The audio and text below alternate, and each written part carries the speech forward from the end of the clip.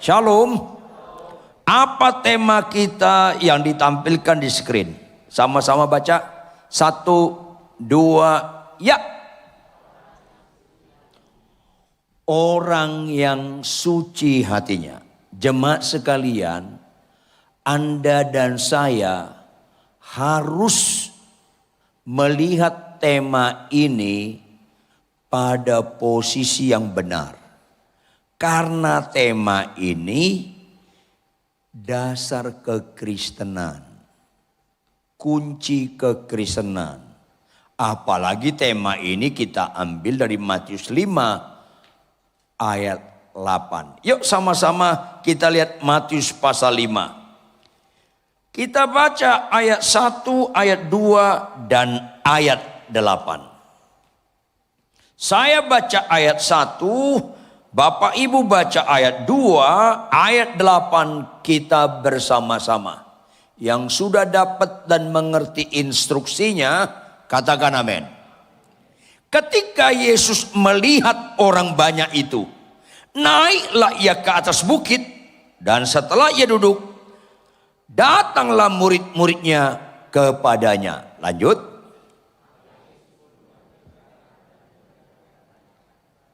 Sama-sama ayat 8. Berbahagialah orang yang suci hatinya, karena mereka akan melihat Allah.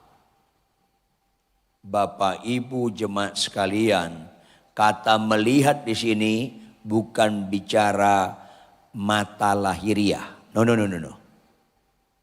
Kalau segala yang kita lihat menurut mata lahiriah, itu semuanya bersifat sementara. 2 Korintus 4 ayat 18. Yang gak kelihatan itu bersifat kekal. Jadi konteks mereka akan melihat Allah dalam pengertian Alkitab. Ini penting. Coba kita sama-sama baca 2 Korintus 4 ayat 18. 1, 2, iya.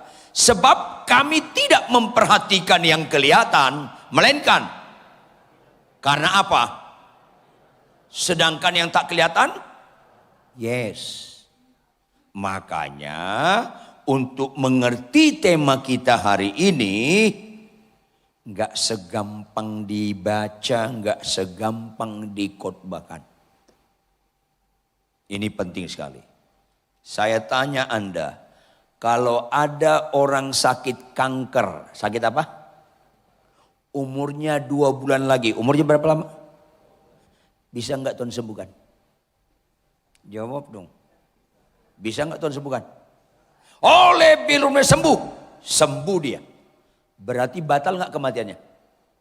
Yang bilang batal sesat. Halo, nggak ada orang sakit sembuh batal kematiannya. Tapi yang ada apa? Ditunda. Ulangnya apa? Ditunda, nggak batal. Makanya ketika ada ibu-ibu datang ke saya, Salam pendeta Ridwan, salam. Bapak ingat saya nggak? Waduh, lupa saya. 5 tahun yang lalu Bapak mendoakan saya rumah sakit Darmais. Oke, saya sakit kanker parah. Dokter bilang paling kuat umur saya 2-3 bulan. Terus akhirnya saya sembuh. Yang benar Bu, benar Pak Pendeta. Kejadiannya kapan Bu? 5 tahun yang lalu. Oke, kapan periksa terakhir? 6 bulan yang lalu. Apa hasilnya? Saya sudah bersih dari kanker. Apa sih bilang? Puji Tuhan. Tapi jangan lupa, ibu tetap bisa mati lagi. Kasih tahu. Ketawa Anda ada unsur penolakan nih. Ibu tetap bisa mati lagi. Kaget dia. Loh kok gitu Pak Pendeta? Bukan kok gitu. Memang gitu. Karena itu kelihatan sifatnya sementara. Jawab, Lazarus dibangkitkan Yesus Kristus enggak? Mati lagi enggak? Ya karena itu bukan mujizat utama, mati lagi. Yang Anda kenal di Kalideres, Lazarus Simban Juntak. Beda orangnya. Beda. Makanya yang kelihatan itu jangan lagi nilai. Lumpuh berjalan kelihatan. Kusta sembuh kelihatan. Buta celik kelihatan. Itu enggak bersifat kekal. What next? Bertobat enggak? Berubah enggak kelihatan? Itu yang bersifat kekal. Katakan amin. Tepuk tangan. Ya supaya waras kita. Kadang-kala yang kita fokuskan yang kelihatan. Padahal itu mujizat menurut manusia. Enggak mujizat menurut Tuhan. 10 orang sakit kusta datang ke Tuhan Yesus. Jawab, berapa yang mengalami mujizat menurut manusia? Semuanya 10 sembuh. Berapa yang dilihat Tuhan Yesus mujizat? Berapa orang yang mujizat menurut Tuhan Yesus? 1. Makanya jangan khotbah-khotbah dimensi mujizat manusia. Mujizat dimensi Tuhan lah. Antara lain apa? Jika 1 orang saja bertobat, seisi surga bersorak-sorak. Gak ada Alkitab berkata kalau lumpuh berjalan ada sorak-sorai surga. Gak ada. Kalau ada yang ngomong itu hoax tuh. Pembohong itu. Yang kedua apa? Orang yang berbahagia bukan sakit sembuh. Orang yang berbahagia bukan gak punya anak, akhirnya punya anak. Orang yang berbahagia bukan kaya. Orang berbahagia adalah orang yang mendengarkan firman Tuhan serta itu 2. Itu mujizat menurut Tuhan. Gak heran Tuhan bilang, jangan serupa dengan dunia ini. Karena mayoritas orang gereja, sedihnya mayoritas pendeta hamba Tuhan serupa dengan dunia ini. Yuk buka Roma 12 ayat 2. Roma 12 ayat 2. Sama-sama kita baca Bapak Ibu. 1, 2, ya. Janganlah kamu menjadi serupa dengan dunia ini. Tetapi sehingga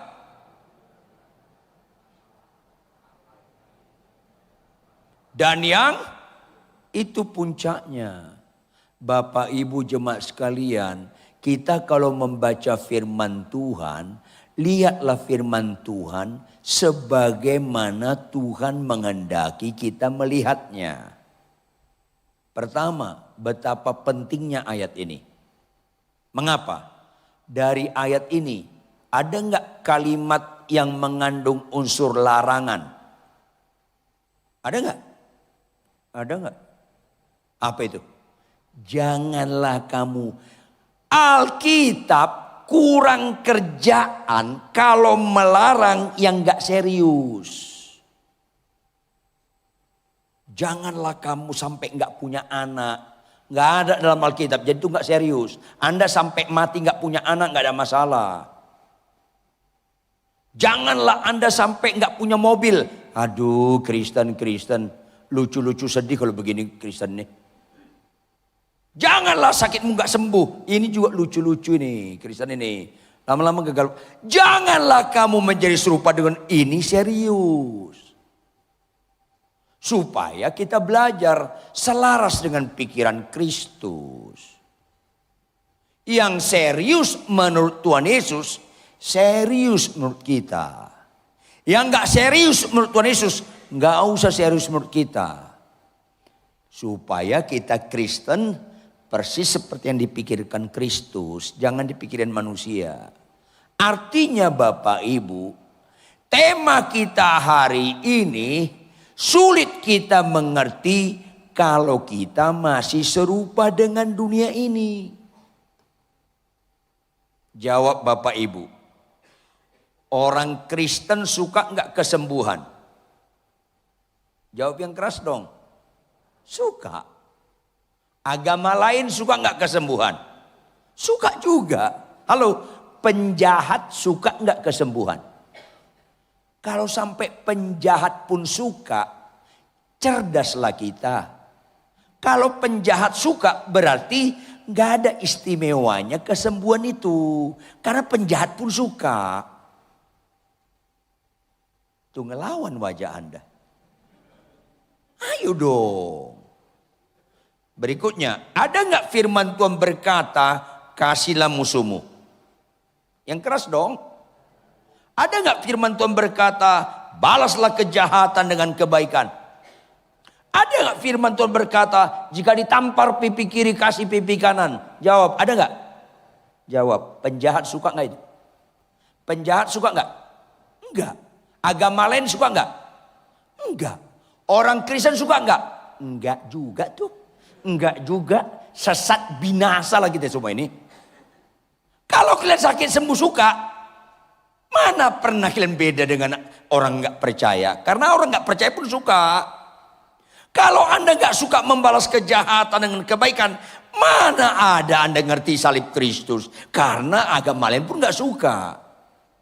Makanya nggak heran Tuhan berkata, banyak yang terpanggil, lanjut. Itu bukan gertakan, itu pasti digenapi. Gemetarlah baca ayat itu. Sedih rasanya kalau ada di antara kita menggenapi yang banyak. Sedih, dan kemungkinan itu ada.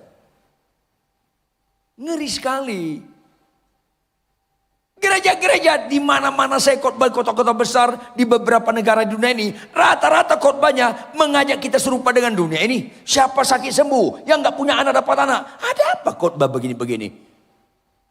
Licik sekali setan iblis itu supaya kita tetap serupa dengan dunia ini. Licik sekali. Jangan lupa, iblis itu tidak pernah mantan bapak pembohong. Nggak pernah mantan dia. Iblis itu nggak pernah purnawirawan bapak pembohong. Maka pekerjaan iblis yang paling mengerikan datang dari gereja-gerejanya yang mengkhotbahkan ajaran-ajaran yang serupa dengan dunia ini. Sakit sembuh, yang nggak punya mobil dapat mobil, yang nggak punya anak nggak dapat, akhirnya dapat anak, yang nggak punya jodoh dapat jodoh. Itu serupa dengan dunia ini. Bahaya sekali. Nah, tema kita hari ini Bapak Ibu mengajarkan kita nilai. Apa itu? Tampilkan operator Matius 5 ayat 8. Berbahagialah orang yang suci hatinya, karena mereka akan melihat Allah. Kan mengandung tujuan di sini. Ngapain kita ikut Yesus kalau kita nggak mengandung tujuan, yaitu apa? Bahagia. Tujuan berikutnya, melihat Allah. Ngapain Anda mati akhirnya nggak ketemu Allah juga, neraka juga? Ini nilai, mengandung tujuan. Sakit sembuh nggak mengandung tujuan. Kecuali setelah sembuh bertobat. 10 orang sakit kusta, cuman 1 yang mengandung tujuan. Yang 9 lagi enggak. Karena sakit sembuh doang. Enggak mengandung tujuan. Kata berbahagialah ini dikaitkan dengan orang yang suci hatinya. Berarti suci hati itu tujuan. Tapi banyak orang menyikapi hidup yang singkat ini nggak bicara tujuan.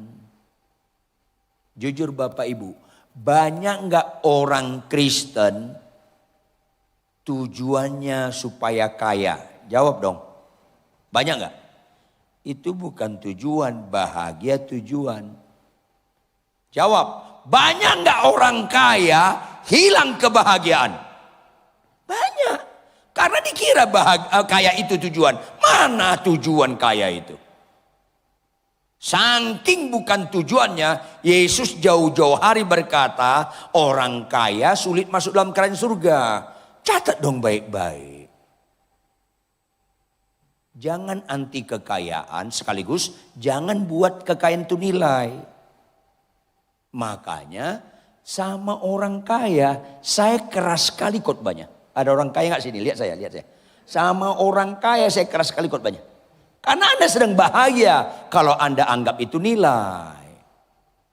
Jawab dong Bapak Ibu, banyak nggak orang kaya sombong? Makanya sama orang kaya saya keras. Kenapa? Karena saya sayang sama dia supaya jangan masuk neraka. Tapi jujur, ada nggak orang miskin sombong?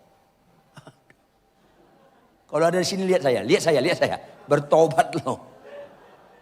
Sama orang kaya saya keras sekali khotbahnya. Sama orang miskin lebih keras banget khotbah saya. Supaya jangan sempurna penderitaan Anda. Maafkan saya, agak mending loh orang kaya masuk neraka daripada orang miskin. Agak mending. Di mana mendingnya? Sebelum masuk neraka dia agak enak sedikit di bumi. Kalau Anda miskin, sombong lagi, udah susah di bumi, masuk neraka lagi. Sempurna banget penderitaan Anda berseri. Makanya sama orang kaya saya keras khotbahnya, sama orang miskin lebih keras lagi khotbah saya. Supaya jangan sempurna penderitaan Anda itu. Nah, banyak orang menganggap tujuan bagaimana aku jadi artis terkenal. Itu bukan tujuan. Banyak orang terkenal akhirnya stres, bunuh diri. Terkenal. Ada yang bilang cantik. Yang cantik lihat saya, jangan bangga. Itu bukan tujuan. Nora, enggak tujuan itu. Coba ada yang tahu nggak ibu-ibu kecantikan itu dari luar atau dari dalam? Dari dalam, inner beauty. Dari dalam. Tetapi kenapa Anda ibu-ibu betah 4 jam di salon, di luar? Udah gitu, maafkan saya, punya karunia ditipu lagi. Ada loh karunia ditipu. Pulang. Suami Anda lihat, mami cantik banget, terus Anda senang. Itu kan ketipu. Karena kalimat dia apa? Mami cantik kalau dari salon, aslinya jelek. Itu maksudnya. Ya Tuhan, kalau dari salon dipuji Anda nikmati, itu lucu-lucu sedih. Karunia ditipu. Itu penghinaan. Siuman landa. Kalau Anda di salon 4 jam, baca Alkitab enggak 4 jam. Mana ada kecantikan dari dalam, luar doang. Ini masalahnya. Nah, kaya, gelar pendidikan tinggi, kedudukan tinggi, silakan. Tapi itu bukan tujuan hidup. Ini tujuan hidup. Berbahagialah orang yang suci hatinya. Ini nilai. Karena yang ngomong pakar bahagia, Yesus Kristus namanya. Semua nilai-nilai bahagia di luar Yesus Kristus itu pasti hoax. Jadi kalau Anda dipuji, Anda cantik, nggak usah terima lah, nggak ada guna itu. Karena orang yang ngomong, Tuhan ngomong nggak Anda cantik. Nah itu penting. Itu penting. Makanya Anda dan saya harus tahu, jangan anggap penilaian orang itu menentukan hidup kita, jangan. Karena yang jadi hakim Tuhan. Ini penting sekali. Jadi jangan terganggu penilaian orang, jangan nikmati penilaian orang. Tapi ibu-ibu tolong jawab, ibu-ibu tolong jawab. Jangan bapak-bapak, bapak-bapak nanti suka bohong. Ibu-ibu jawab, mana suami lebih menikmati? Teguran istri atau pujian istri orang? Jawab dong, jangan ada dusta di antara kita. Kalau ada suami menikmati pujian istri orang daripada teguran istri sendiri, ini jelek sekali kerohaniannya. Why? Istri orang muji kita, mana pernah berangkat dari mengenal kita? Nggak pernah. Kalau istri kita menegur kita, bapak-bapak, nikmatilah. Karena dia paling kenal kita daripada istri orang di bumi ini, siapapun dia. Jadi kalau kita masih lebih menikmati pujian istri orang daripada teguran istri sendiri, Anda masih kesurupan. Jangan pura-pura nggak dengar, Anda masih kesurupan. Nah, sekarang gantian, bapak-bapak tolong jawab. Ibu-ibu suka bohong kalau pertanyaan ini. Bapak-bapak tolong jawab. Mana ibu-ibu lebih suka menikmati? Pujian suami orang atau teguran suami sendiri? Bapak-bapak nggak jawab. Takut sama istrimu ya? Duduknya sebelah Anda. Oh pantaslah. Saudara, inilah kadang-kadang kita punya nilai-nilai rendah. Di bawah nilai-nilai duniawi. Menikmati pujian pasangan orang lain. Saya ajarin Anda Bapak Ibu, kalau pasangan orang lain muji kita, masuk telinga kanan, keluar dari kanan juga. Jangan kiri, agak lewat sedikit nanti, berbekas nanti itu. Mental, plung, langsung. Jangan lewat sedikit pun. Masuk telinga kanan, keluar telinga kiri. Masih lewat itu. Mentalin aja.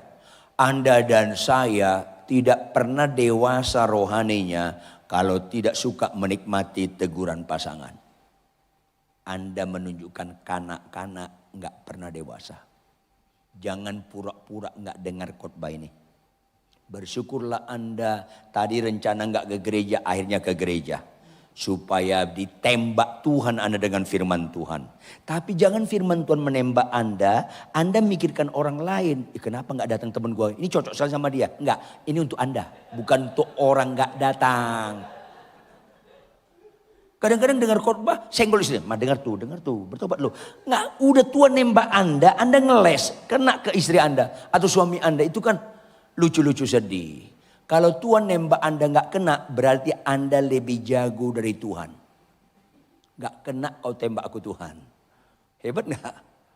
Kau lebih jago dari Tuhan. Kalau Anda lebih jago dari Tuhan, kalau ini misalnya surga, Anda meninggal saking jagonya, kelewat surganya, lewat.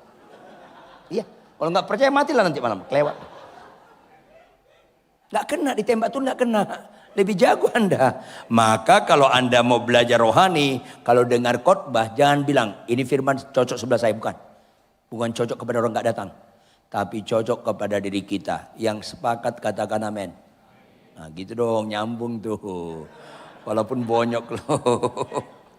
Nah, catat baik-baik. Ketika firman ini diberitakan oleh Tuhan kepada murid-muridnya, ini gak langsung mereka ngerti.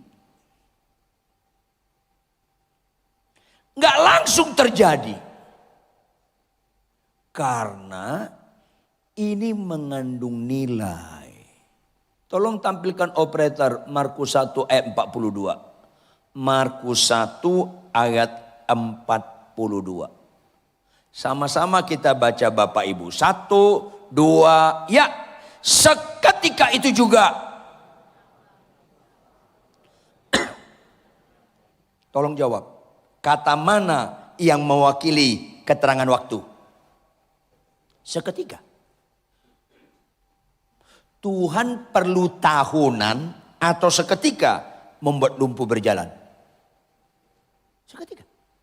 Tuhan perlu tahunan atau seketika membuat Lazarus bangkit? Seketika. Tuhan perlu tahunan atau seketika membuat laut terbelah? Seketika. Cerdas dong. Apa yang Tuhan sampaikan di balik kata seketika? Tuhan lagi bicara, umatku, ini mujizat terendah. Seketika. Dari aspek keterangan waktu, Tuhan sedang sampaikan kepada orang percaya, ini mujizat terendah. Saking rendahnya seketika. Laut yang terbelah sekarang terbelah atau udah enggak lagi? Iya, seketika. Lazarus bangkit, hidup, mati lagi enggak? Enggak ada unsur kekekalan seketika itu. Ibu-ibu tolong jawab saya. Ibu-ibu tolong jawab saya. Ada enggak firman Tuhan? Hai istri, tanduklah suamimu. Ada enggak? Kok sukacita Anda ya? Punya tanduk sih susah. Hai istri, tunduklah pada suamimu. Ada enggak ibu-ibu? Jawab yang keras dong. Itu bisa seketika atau perlu tahunan? Itu mujizat terindah. Supaya jangan sesat Anda. Tapi orang Kristen lebih kagum melihat mayat bangkit daripada melihat seorang istri tunduk pada suami. Memang belum Kristen. Kalau Anda lebih kagum lumpuh berjalan daripada istri tunduk pada suami, Anda lebih kagum mayat bangkit daripada suami sangat setia mengasihi istri, Anda belum Kristen. Tuntaslah mental dukun kita ini. Itu hanya boleh awal-awal saja. Karena semua seketika. Apalagi tema kita hari ini tentang tujuan hidup, nilai hidup. Berbahagialah orang yang suci hatinya karena mereka akan melihat Allah. Absolut tidak bisa seketika. Ini mahal, ini berharga. Ini berkaitan dengan nilai-nilai kekekalan. Saya sedih sekali gereja-gereja makin ramai hadir kalau khotbah mujizat-mujizat. Tapi kalau khotbah tentang sangkal diri pikul salib, makin berkurang gereja itu. Memang banyak yang terpanggil, sedikit yang terpilih. Ngeri sekali. Makanya saya khotbah-khotbah di gereja-gereja besar, selalu saya ngomong sama gembalanya, hati-hati kalian ya, hati-hati. Mega church itu seringkali kontraproduktif. seringkali blunder tanpa disadari. Yang dikagumi dunia itu yang gak disukai Tuhan. Puji Tuhan loh, jemaatku 10.000 itu bukan nilai. Jawab, Yesus sanggup gak memuridkan murid 50.000 orang? Sanggup gak dia? Kenapa 12? Karena dia bicara nilai-nilai kekekalan. Jangan Anda blunder. Ini penting sekali. Makanya kita mau belajar selaras dengan pikiran dan perasaan Kristus. Bicara ketaatan dan kesetiaan. Ini penting. Pertanyaan berikutnya. Berbahagialah, itu tujuan hidup. Berbahagialah, itu nilai. Yang suci hatinya. Apa sih suci, makna suci ini? Bukan sekedar bersih dalam pengertian Anda kotor dimandiin jadi bersih jadi suci. Bukan itu penekanannya. Arti suci hatinya mengandung makna tidak memiliki yang buruk. Ke gereja supaya dikagumi orang. Khotbah supaya dikagumi. Mana suci hatinya itu? Kita melayani supaya disukai orang. Mana pernah suci hatinya itu? Ini penting. Tidak memiliki motivasi yang buruk. Atau pikiran yang tersembunyi yang mengandung dosa atau hal-hal yang menyimpang. Ini penting sekali. Karena apa? Kekristenan itu timbul oleh karena Yesus Kristus telah menyucikan hati kita sehingga perbedaan signifikan Kristen dengan agama lain, Kristen agama penebusan. Ulangi, Kristen agama apa? Konsekuensi logis ditebus, kita bukan kepunyaan kita lagi Bapak Ibu. Kita kepunyaan dia sendiri, imamat yang rajani, kepunyaan dia sendiri, eksklusif dia sendiri. Umat yang kudus yang diasingkan dari kegelapan keberatan untuk melakukan kehendak dia. Suci, khotbahlah yang menyenangkan Tuhan walaupun gak disukai orang. Khotbahlah yang menyenangkan hati Tuhan walaupun gak diundang lagi. Harus itu di hari zaman ini. Jangan khotbah-khotbah berpesona supaya diundang lagi. Enggak, khotbah itu bicara menyenangkan hati Tuhan. Yang sepakat katakan amin. Yes. Yang suci hatinya. Itu yang selalu saya bilang. Saya lebih suka jadi suami yang benar daripada pengkhotbah yang benar. Why? Mengapa? Pengkhotbah yang benar bisa dipelajari. Pengkhotbah yang benar bisa bobotnya hanya keterampilan.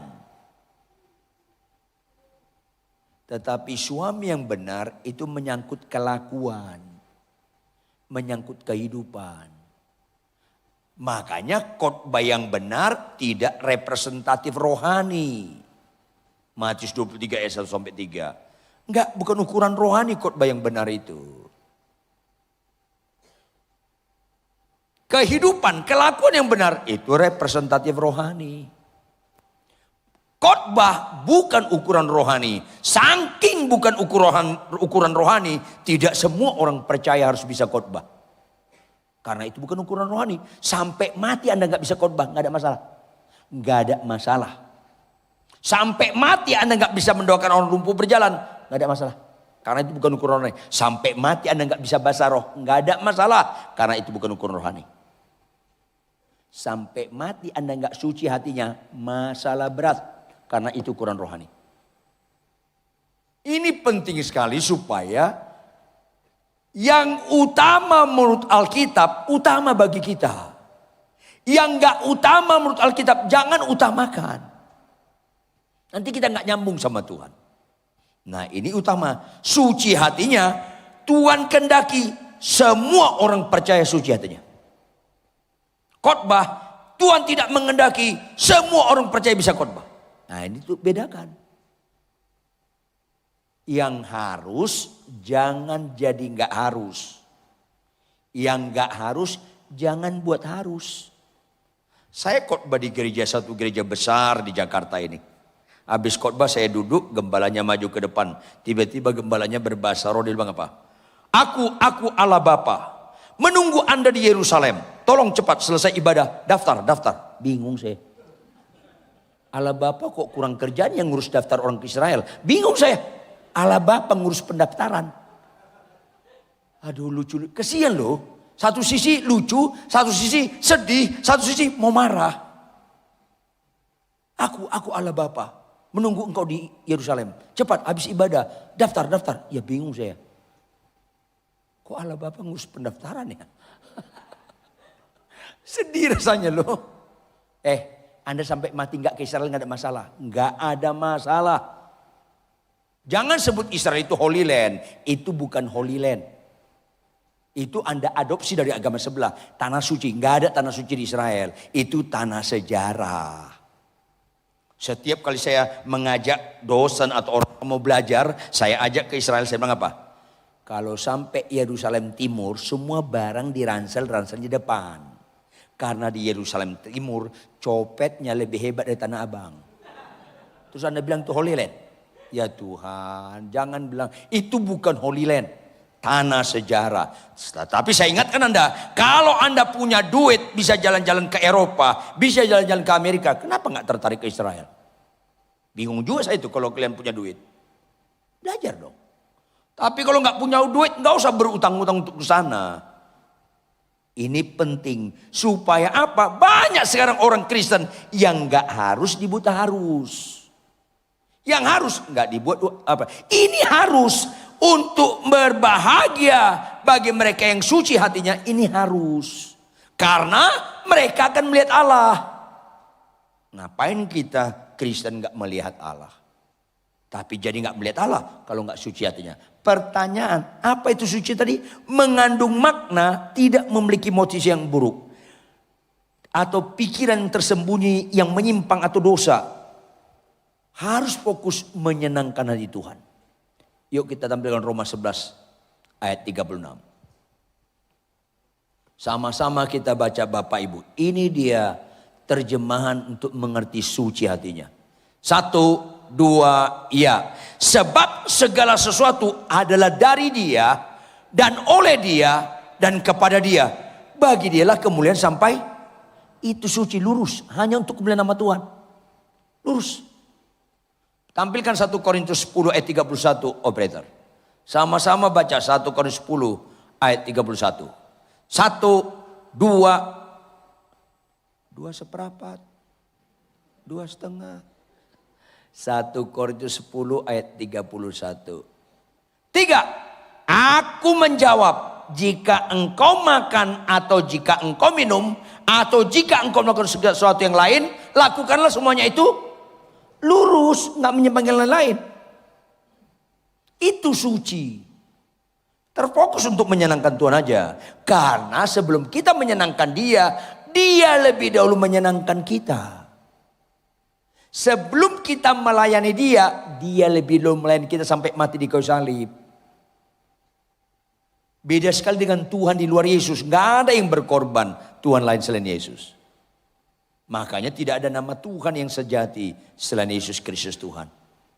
Penebus juru selamat yang hidup. Ini penting. Maka tahu nggak Bapak Ibu? Kegagalan orang Kristen. Ini bobotnya masih gagal. Kegagalan orang Kristen menyikapi berbahagialah orang yang suci hatinya karena mereka akan melihat Allah. Kegagalan orang Kristen memaknai itu, pertama, tidak memiliki tingkat kesadaran yang tinggi bahwa segala sesuatu dari Dia. Itu kegagalan Kristen. Kenapa orang ngomong sama istrinya, sama suaminya, aku nyesel kan kawin sama kamu. Itu kegagalan orang Kristen mengenal Tuhan. Kalau Anda memiliki tingkat kesadaran yang tinggi bahwa segala sesuatu dari Dia, berarti istrimu, suamimu dari Tuhan. Kalau Anda dan saya memiliki tingkat kesadaran yang tinggi, istrimu, suamimu, mertuamu, menantumu, ensomu, tahu enso nggak ya? Bukan soang, enso, ipar. Enso atau siapapun itu dari Tuhan, catat bebek, itu nggak pernah salah pilih, absolut, karena dari Tuhan. Dengan segala kekurangan dan pencak silat pasangan Anda, catat baik-baik, dari Tuhan bukan saja nggak salah pilih, itu yang terbaik karena kata kuncinya dari Dia. Orang yang kecewa dengan perkawinannya, orang ini sampai mati nggak pernah Kristen menurut Yesus. Catat dong baik-baik. Siuman lada. Siapapun istrimu, siapapun suamimu, dengan segala kekurangannya, itu dari Tuhan. Katakan amin. Karena dari Tuhan, itu nggak pernah salah pilih. Katakan amin. Karena dari Tuhan bukan saja nggak pernah salah pilih. Itu yang terbaik. Katakan amin. Yes. Ini langkah pertama untuk memaknai Matius 5 ayat 8. Halo.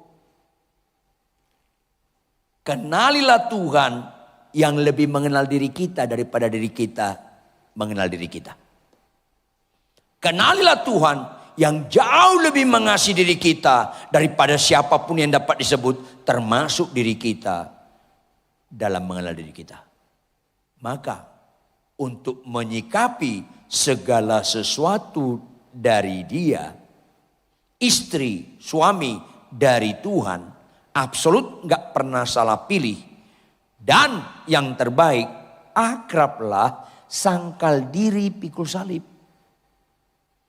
Supaya jangan diri kita yang mengambil penilaian, sangkal diri. Untuk sangkal diri gak bisa seketika. Karena kita rata-rata punya mental bela diri. Dan pura-pura gak nyambung. Rata-rata kita mental bela diri. Untuk sangkal diri harus dilatih. Makanya nanti malam suami istri, Anda tidur masih satu kamar gak? Udah pisah? Memang lu kesurupan memang. Nanti malam istrimu tidur, suamimu tidur, tatap dia 30 detik. Bila perlu letakkan tangan Anda di atas hidungnya sekitar 40 detik. Bukan untuk nekap, bukan niat banget sih lo. Artinya kalau teratur udah tidur dia. Bilang sama Tuhan, Tuhan ujilah saya. Tilik hatiku paling dalam. Kau gak bisa kubohongi. Banyak aku gak cocok dengan pasanganku ini. Tapi ini dari Tuhan, cocok. Memang gak cocok, tapi cocok. Sangkal diri. Makin gak cocok bilang, cocok. Gitu. Gak usah ketawa, meratap aja lah. Ayo dong. Makin gak cocok bilang apa? Cocok. Memang harus sangkal diri. Karena gak ada orang menikah dengan orang yang cocok. Menikah itu dengan orang gak cocok apa itu? Menikahlah dengan lawan jenis. Lawan. Ulangi apa? Lawan. Kalau mau cocok, menikahlah sama tiang listrik. Cocok lo. Lo ketok gak ngelawan dia. Nggak ada orang menikah dengan orang yang cocok. Makanya memaknai suci hatinya itu mulai dari perkawinan. Makanya lembaga pertama Tuhan ciptakan di bumi bukan negara. Bukan gereja, apalagi KPK. Bukan. Lembaga pertama Tuhan ciptakan di bumi lembaga perkawinan. Bukan Adam dan Tejo. Bukan. Bukan Hawa dan Rita. Bukan. Jangan sesat. Lawan Adam dan Hawa. Lawan jenis. Makanya sabar orang asli di rumah. Ibu-ibu jangan kagum bapak-bapak sabar di gereja. Rata-rata itu pemain sinetron kawakan itu. Iya. Yang sebelah kiri saya ini ketawanya kayaknya nyambung deh. Ini penting sekali. Segala sesuatu dari Dia. Ulangi Bapak Ibu 1, 2, ya. Kalau dari Dia tidak pernah salah pilih. Ulangi. Bukan saja tidak salah pilih, tapi yang terbaik. Ulangi. Mulai kita diluruskan supaya suci hatinya. Gak ada motivasi yang lain. Bapak-bapak, kalau Anda suka kasar sama istri Anda, suka muji-muji istri orang, itu Anda gak suci hatinya. Anda niat buka cabang itu. Siumanlah. Ibu-ibu, kalau Anda kagum dengan bapak-bapak atau suami orang suka muji-muji Anda bodoh.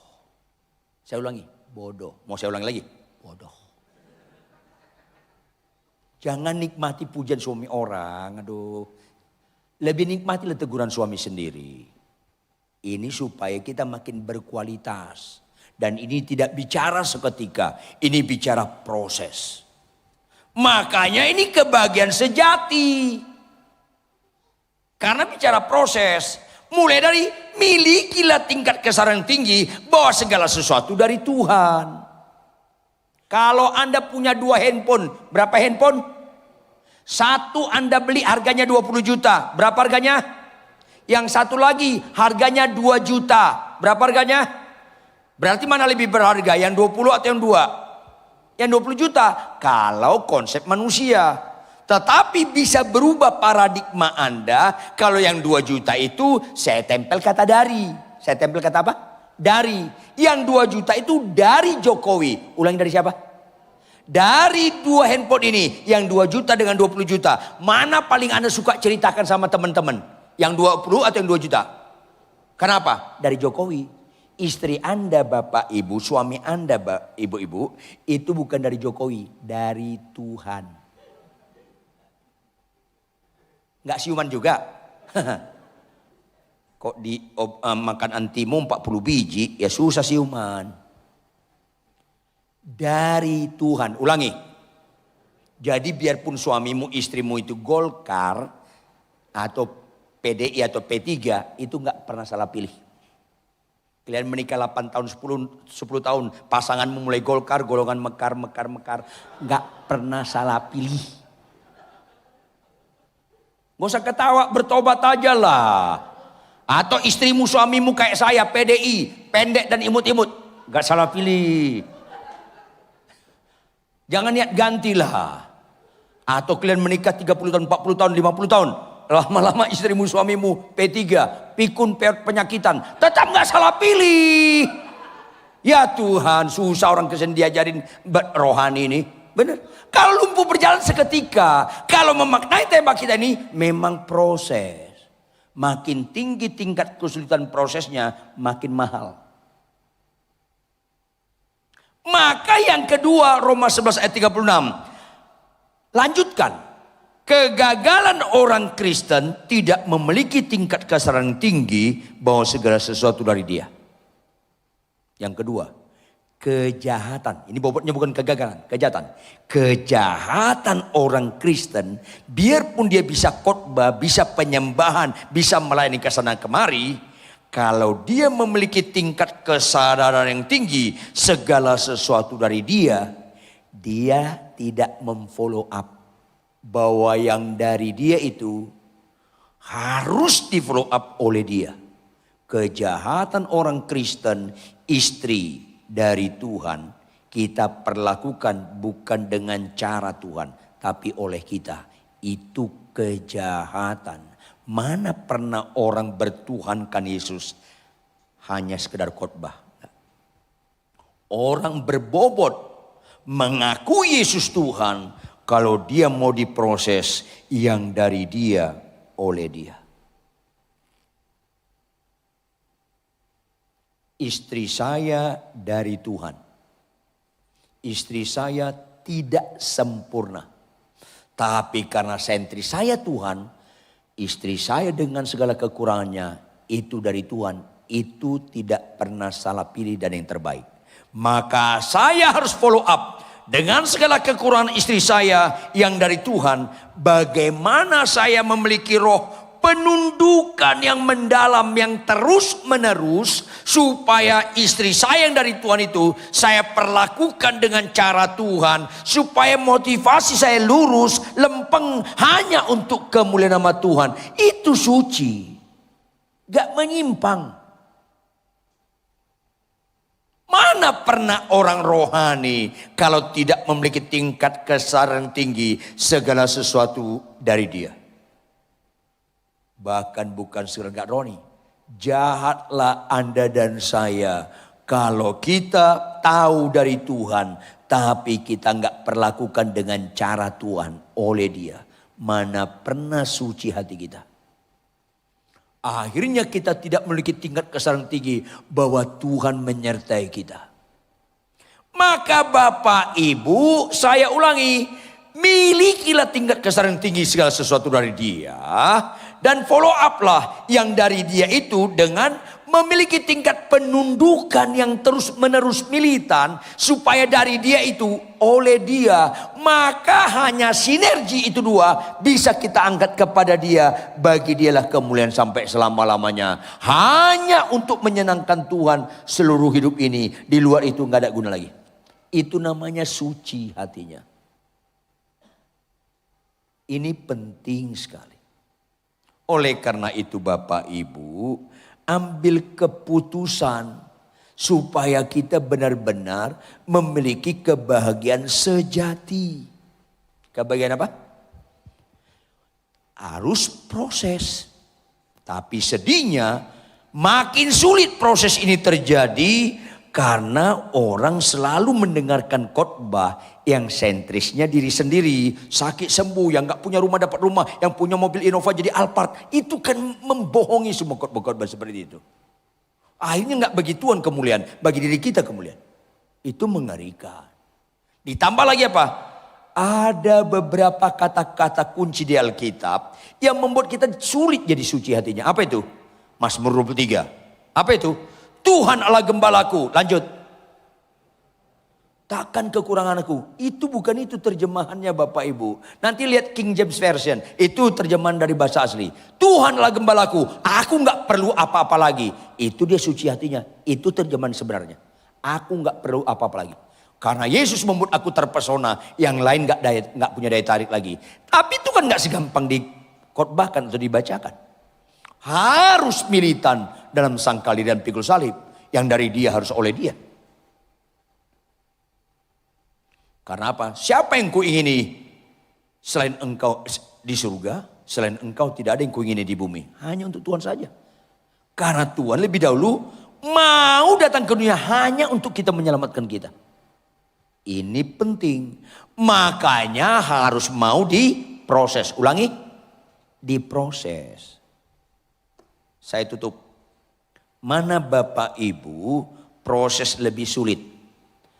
Panen jagung atau panen jati? Hah? Mana lebih sulit? Tahu nggak jagung berapa lama? 3 bulan. Tahu nggak jati berapa lama? Puluhan tahun. Saya pernah membina pengusaha jati yang cukup senior di Jepara, namanya almarhum Pak Harun.